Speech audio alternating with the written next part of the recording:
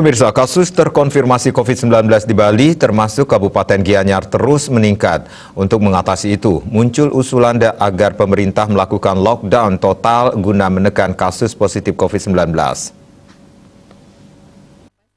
Kasus positif secara nasional termasuk Bali tidak kunjung menurun. Pemerintah tampaknya masih setengah-setengah menerapkan aturan pusat dan daerah dalam menangani COVID-19. Ia memprediksi penerapan kebijakan setengah-setengah dalam penanganan COVID-19 menjadi penyebab bertambahnya kasus.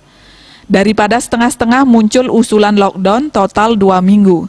Menurut Ketua DPRD Gianyar Iwayan Tagel Winarta, usulan lockdown jangan dianggap sesuatu yang memberatkan masyarakat atau pemerintah. Usulan ini bisa menjadi cara paling efektif untuk menekan kasus COVID-19 yang terus meningkat. Bali bisa bersama-sama melakukan lockdown. Kebijakan penanganan COVID-19 ini dilakukan dengan catatan kebutuhan masyarakat terutama pangan, khususnya beras disiapkan oleh pemerintah. Untuk memenuhi kebutuhan pangan saat lockdown, pemerintah bisa menunda pembangunan yang bukan menjadi prioritas.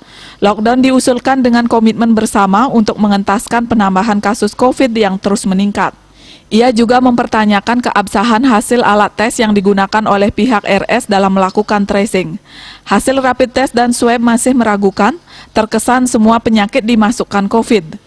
Untuk keberlangsungan pariwisata Bali, Tagel Winarta mengusulkan pemerintah pusat mengalokasikan dana untuk swab gratis bagi wisatawan domestik yang berkunjung ke Pulau Dewata.